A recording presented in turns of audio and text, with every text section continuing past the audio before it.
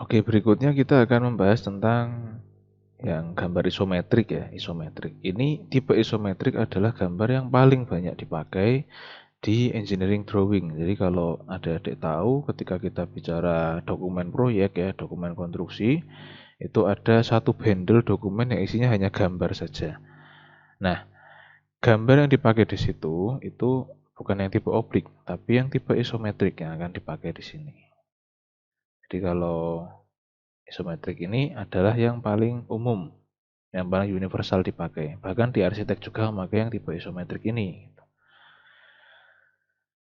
Oke, untuk pemahamannya ya, dibandingkan dengan oblik tadi, kalau oblik tadi kan mukanya depan tetap, kemudian dimiringkan 45 derajat ya, digeser sebelah dalam itu 45 derajat. Tapi kalau yang isometrik, gambar isometrik ini agak beda dengan oblik, mirip sih, mirip seperti oblik tapi dikatakan tuh kita geser sedikit ke sini gitu loh. Nah, jadi muka depannya pun miring juga. Jadi yang muka depan itu kena 30 derajat, kemudian yang muka samping 30 derajat.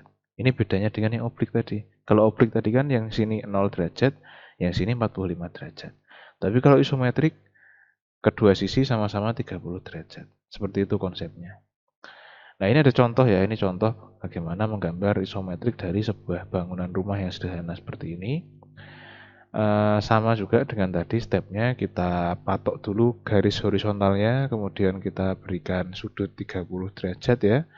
Nah, dari situ nanti berdasarkan itu digambar bidang lantainya sebagai awal untuk menggambar bidang lantai. Yang penting kalau ini udah benar, insya Allah kedepannya juga akan kedepannya juga tidak akan salah untuk menggambar garis-garis yang lain. Nah, berikutnya bisa dilanjutkan dengan dinding ya. Kemudian sama lah stepnya dengan balok, kemudian ada garis bantu untuk menggambar atap, kemudian diteruskan menggambar atap. Setelah itu bisa dihapus construction line-nya dan dilengkapi dengan aksesorisnya. Sama, stepnya sama, tetapi bedanya hanya di awal. Kalau kita menggambar gambar oblik tadi, itu 45 derajat dan 0 derajat. Jadi yang digeser hanya satu sisi saja. Tetapi kalau kita menggambar gambar isometrik, itu dua sisi yang kita geser, masing-masing 30 derajat semua gitu, seperti itu. Nah, jadinya akan seperti ini. Nah, kalau dibandingkan dengan yang tipe oblik tadi, kalau tipe oblik yang skala asli itu kan nanti akan terlihat gambar itu tidak natural ya, agak seperti dipanjangkan gitu. Tapi kalau supaya untuk real itu harus dikalikan dengan setengahnya gitu kan skalanya, kalau yang oblik. Tapi kalau yang isometrik itu tanpa diskalakan dia otomatis akan natural, terlihat natural karena memang skalanya satu gitu. Jadi digambar dengan skala satu. Kalau yang oblik tadi yang depan skalanya satu tapi yang belakang setengah. Tapi kalau yang isometrik itu skalanya satu semua. Dia bisa digambar dengan skala yang sama semua gitu. Nah, ini contoh lain ya dari gambar isometrik sama ya kira-kira. Nah, ini semoga bisa dibayangkan lah gambar isometrik itu seperti apa. Nah, kalau tadi itu kita baru membahas terkait geometri yang persegi dan garis ya. Padahal ada satu lagi yaitu lingkaran. Nah, bagaimana menggambar lingkaran pada gambar isometrik? Nah, ini ada sedikit trik ya. Jadi pertama kita bikin bidangnya dulu, kita bikin sisinya dulu, tapi sisi yang dia skew. Skew itu yang sudah dimencengkan 30 derajat tadi, berarti yang ini yang bidang samping. Nah, kemudian kita gambar garis diagonal dari ujung ke ujung. Gitu.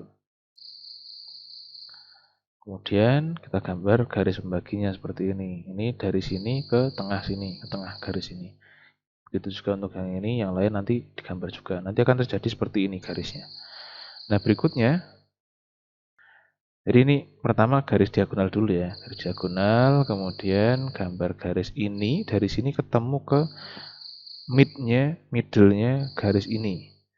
Titik ini tarik garis sampai ketemu middle-nya garis ini. Begitu juga untuk yang garis ini dan garis ini. Seperti itu. Nah, berikutnya gambar lingkarannya tapi pada sisi yang ini saja.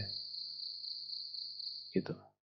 Ada yang corner-corner ini, yang sudut kecil.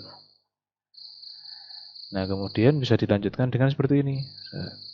Nah, jadinya oval ya. Jadinya oval, sekilas oval. Secara dua dimensi ini oval, tapi kalau kita lihat ubah perspektif matanya menjadi tiga dimensi, maka yang ini gambar ini bukan oval, tapi gambarnya adalah lingkaran kayak gitu. Jadi lingkaran dan elips itu hanya tergantung perspektif kita saja. Kalau kita memandang gambar ini sebagai dua dimensi, maka gambar ini adalah oval. Tapi kalau kita tahu ini adalah gambar isometrik, di mana ini adalah bidang sisinya ya, bidang samping yang tadi diputar 30 derajat, ini akan tampak sebagai lingkaran deh, bukan oval lagi. Nah, kalau sudah kita hapus gitu. Garis construction line-nya. Nah, ini jadinya kayak gini. Jadi yang sisi sini ini, sisi ini yang atas seperti itu.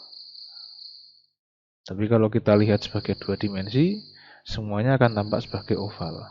Kalau kita lihat sebagai tiga dimensi, itu akan menjadi bentuk yang lingkaran. Nah, ini contoh kalau mau membuat 3D-nya. Jadi apa namanya? Silinder ya. Nah, seperti itu kira-kira.